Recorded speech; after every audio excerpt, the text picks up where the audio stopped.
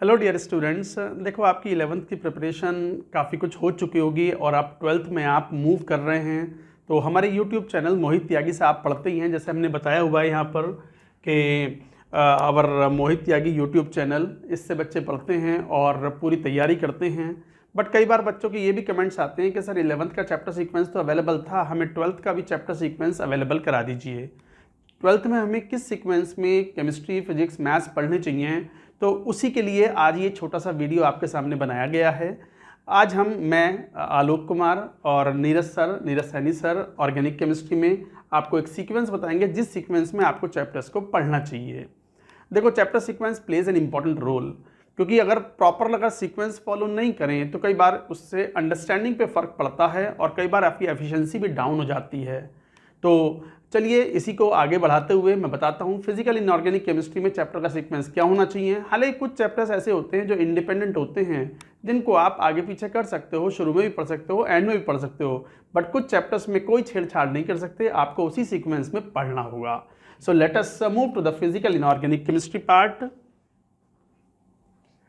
जैसे I teach physical inorganic chemistry, so I'll talk about the physical inorganic chemistry sequence। पहला chapter आप solution and colligative properties पढ़ सकते हो। ये एक फिजिकल केमिस्ट्री का चैप्टर है और कंफर्टेबल चैप्टर है, बच्चों को अच्छा भी लगता है, आसान भी लगता है। Then comes coordination compound, inorganic chemistry का probably the most important chapter that you study in 12th class. Then solid state, हालांकि सॉलिड स्टेट है, दिस इज अ बिट ये जो सॉलिड स्टेट चैप्टर है ये थोड़ा सा इंडिपेंडेंट है, आप चाहो तो शुरू में पढ़ो, चाहो तो एंड में पढ़ो, ऐसा कोई खास अंतर नहीं पड़ता, बट आप सॉलिड स्टेट पढ़ सकते हो। Then comes electrochemistry. Electrochemistry is compulsory that you should follow, ये जरूर फॉलो करना है इलेक्ट्रोकेमिस्ट्री, क्योंकि इलेक्ट्रोकेमिस्ट्री अगर नहीं पढ़ा है आपने प्रॉपरली तो फिर ना आप क्वालिटेटिव एनालिसिस अच्छे से समझ सकते हो, ना ही नाइट्रोजन ऑक्सीजन ब्लॉक केमिस्ट्री, ना ही मेटलर्जी। तो याद रखना है इलेक्ट्रोकेमिस्ट्री आपको इसी सीक्वेंस में पढ़ना है जिस सीक्वेंस में यहाँ अवेलेबल है। Metallurgy, then you can take metallurgy, inorganic का चैप्टर है। कई बार बच्चे ऐसे बोलते भी हैं कि sir what is the connection between physical and inorganic, है तो सब केमिस्ट्री ना। और एक बात समझ लो, जो लॉजिक होते हैं, जो लॉजिकल रीजनिंग होती है केमिकल रिएक्शंस की, that you study in thermodynamics, that you study in block chemistry, metallurgy, सारे के सारे इलेक्ट्रोकेमिस्ट्री और आयनिक इक्विलिब्रियम जैसे चैप्टर से ही डिराइव होते हैं। तो electrochemistry plays an important role. Thereafter एक बार इलेक्ट्रोकेमिस्ट्री हो गया, पर्टिकुलरली इलेक्ट्रोकेमिकल सीरीज आएगा, इसमें एक पार्ट होता है, तो फिर metallurgy, qualitative analysis, nitrogen oxygen family, halogen and noble gases, ये सब ब्लॉक केमिस्ट्री और इनऑर्गेनिक जो है वो बहुत अच्छे से आप पढ़ सकते हो। तो आपको मैंने सॉलिड स्टेट में एक लिबर्टी दी है, आपको आपका मन करे तो आप पढ़ो, आपका मन करे तो यूट्यूब चैनल से पढ़ रहे हैं हमारे मोहित त्यागी सर वाले यूट्यूब चैनल से, तो आप एंड में भी पढ़ सकते हो, but electrochemistry you have to read before studying inorganic part. अच्छा, और चैप्टर की बात करें जैसे केमिकल काइनेटिक्स, ये भी एक ऑलमोस्ट इंडिपेंडेंट चैप्टर है, आप एंड में भी पढ़ सकते हो, बट और कब एंड आएगा, ये एंड ही तो है बस, और कितने चैप्टर बचे हैं। Surface chemistry, that is also independent chapter, आप कभी भी पढ़ सकते हो, एंड में भी पढ़ सकते हो। Qualitative analysis, of course it depends on electrochemistry, तो वो इलेक्ट्रोकेमिस्ट्री हम पहले पढ़ चुके हैं। And D and F block, again block compounds, block chemistry मैंने कहा है कि आपको पढ़ना होता है, तो उससे पहले जो इंपॉर्टेंट चैप्टर थे वो आपने कवर अप कर लिए हैं। तो ये थे इनऑर्गेनिक केमिस्ट्री के चैप्टर्स, फिजिकल इनऑर्गेनिक केमिस्ट्री के चैप्टर्स। मैं नीरज सर को बोलूँगा कि ऑर्गेनिक केमिस्ट्री के चैप्टर्स का भी सीक्वेंस आपको प्रोवाइड करें। हालांकि ये जो चैप्टर का सीक्वेंस है इनकी पीडीएफ हम लिंक में शेयर कर देंगे, so that students can see in this video link, कि वहाँ से वो एक बार उसको देख सकते हैं। सर हेलो बच्चों, अब ऑर्गेनिक केमिस्ट्री में 12th क्लास के लिए जो चैप्टर्स का सीक्वेंस है वो आप लोगों को मैं बता देता हूँ। जैसा कि अभी फिजिकल केमिस्ट्री में भी सर ने कहा कि कुछ सीक्वेंस ऐसा है कि फॉलो करना ज़रूरी है, और कुछ चैप्टर्स में ऐसा है कि वो चैप्टर पहले भी पढ़े जा सकते हैं और बाद में भी पढ़े जा सकते हैं। ऑर्गेनिक केमिस्ट्री में 11th क्लास में बहुत ज़्यादा पोर्शन नहीं पढ़ा होगा आप लोगों ने, और इतना ज़्यादा सीक्वेंस या इतना ज़्यादा कोरिलेशन भी नहीं है। वैसे 11th क्लास में जनरल ऑर्गेनिक केमिस्ट्री स्टूडेंट्स का पढ़ा हुआ होना चाहिए, तभी आप 12th के पोर्शंस में जो कुछ लॉजिकल एप्टीट्यूड वाले कुछ क्वेश्चंस हैं या कुछ रिएक्शंस हैं, उनका मैकेनिज्म है, उसे आप अच्छी तरह से समझ सकते हैं। फर्स्ट चैप्टर होगा स्टीरियो आइसोमेरिज्म। स्टीरियो आइसोमेरिज्म पढ़ने से पहले आप लोगों का स्ट्रक्चरल आइसोमेरिज्म अच्छी तरह से पढ़ा हुआ होना चाहिए 11th क्लास का। ऑर्गेनिक केमिस्ट्री में ऑर्गेनिक केमिस्ट्री के अलावा physical chemistry, maths and physics में हम लोगों ने कंप्लीट 11th एंड 12th का जितना भी चैप्टर है, जितना भी IIT JEE मेन 11 12th का लेवल है, उसका सारा कंटेंट इस चैनल पर अवेलेबल करवाया है। स्टीरियो आइसोमेरिज्म के बाद में ORM1 organic reaction mechanism 1। Organic reaction mechanism में हम लोग कुछ चैप्टर्स ऐसे हैं, देखिए मैं एक और चीज बताना चाहूंगा कि ऑर्गेनिक केमिस्ट्री में जैसा NCERT का चैप्टर का सीक्वेंस है, वैसा का वैसा सीक्वेंस या वैसे ही चैप्टर्स आप लोगों को नहीं मिलेंगे, जो कि हम लोगों ने इस चैनल पर डाले हैं, इस अपलोड किए हैं। आप लोगों को यहाँ रिएक्शंस को समझने के हिसाब से, रिएक्शंस का क्लासिफिकेशन के हिसाब से आप लोगों को चैप्टर्स दिए गए हैं। जैसे ORM1 की मैं बात करूं तो ORM1 में बिल्कुल बेसिक सारे पॉइंट्स पढ़ाए जाएंगे आप लोगों को, बेसिक पॉइंट्स होंगे इसमें। इसके अलावा एल्डिहाइड कीटोन की एडिशन रिएक्शन के बारे में बताया जाएगा। एसिड हैलाइड के जो डेरिवेटिव हैं या कार्बोक्सिलिक एसिड के जो डेरिवेटिव्स हैं, जिसमें एसिड हैलाइड भी आता है, एनाइड्राइड भी आता है, उनकी reaction SN to TH reaction जिन्हें कहा जाता है, उसके बारे में आपको पढ़ाया जाएगा। ORM2 ऑर्गेनिक रिएक्शन मैकेनिज्म 2 में एरोमेटिक कंपाउंड्स की सब्स्टिट्यूशन रिएक्शंस पढ़ाई जाएंगी। इसके अलावा एल्कीन और एल्काइन की एडिशन रिएक्शन भी आप लोगों को ORM2 में ही पढ़ाई जाएंगी।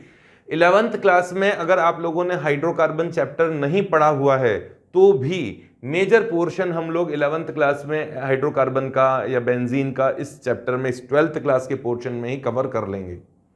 इसके बाद में reduction, oxidation and hydrolysis. Organic chemistry में जितने भी अलग अलग चैप्टर्स में ऑक्सीडेशन की, रिडक्शन की और हाइड्रोलाइसिस की रिएक्शंस आती हैं, उन सभी रिएक्शंस को हम लोगों ने एक साथ एक ही चैप्टर में डाल दिया है, जिससे अलग अलग चैप्टर्स में हमें वो चीज पढ़नी ना पड़े, कॉन्सेप्ट बिल्कुल एक ही जगह सब कुछ क्लियर हो जाए। नेक्स्ट है ORM3 ऑर्गेनिक मैकेनिज्म 3, जिसमें हम लोग mainly alkyl halide and alcohol की रिएक्शंस पढ़ने वाले हैं। आप लोगों को दिखाई दे रहा होगा यहां मैंने कहीं भी एल्काइल हैलाइड या एल्कोहल का जिक्र नहीं किया, मतलब लिखा नहीं है अलग से, क्योंकि ऐसा चैप्टर्स का जो सीक्वेंस है NCERT में, बिल्कुल वो सीक्वेंस हम लोगों ने इसमें इस चैनल पर जो ऑर्गेनिक का सीक्वेंस है उसमें नहीं डाला है। एल्काइल हैलाइड एंड एल्कोहल की सारी रिएक्शंस का जो मैकेनिज्म है, मेनली वो SN रिएक्शन है, न्यूक्लियोफिलिक सब्स्टिट्यूशन रिएक्शंस हैं, वो मैंने ORM3 में पढ़ा दिया है। ORM4 में केवल एलिमिनेशन रिएक्शन आप लोगों को पढ़ाई गई हैं। यहां केवल एलिमिनेशन रिएक्शन ही ORM4 में बताया गया है। एरोमेटिक कंपाउंड में जितने भी बेंजीन की हो या फिनॉल की हो या एनिलीन की, सारी रिएक्शंस यहां एरोमेटिक कंपाउंड्स में पढ़ाई जाएगी। अमीन्स को भी अलग से मैंने aniline, aliphatic and aromatic amines जो कंपाउंड, ये वाला जो चैप्टर है NCERT में भी है, यहां भी मैंने इसमें 8th नंबर पे लिया है। नेक्स्ट पेज पे चलता हूं।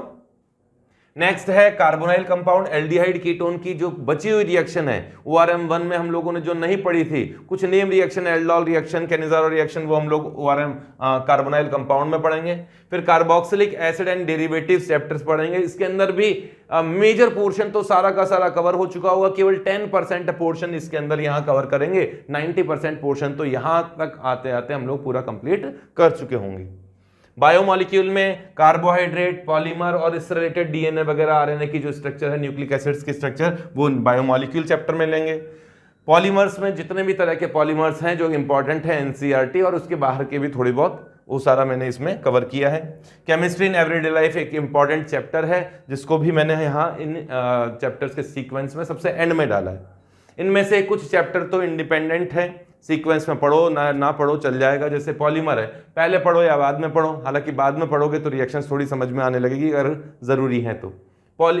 ये है बायोमॉलिक्यूल है, थोड़ा पहले भी पढ़ सकते हो, बाद में पढ़ सकते हो, लेकिन इसी सीक्वेंस को फॉलो करोगे तो आप लोगों के लिए ज्यादा अच्छा होगा।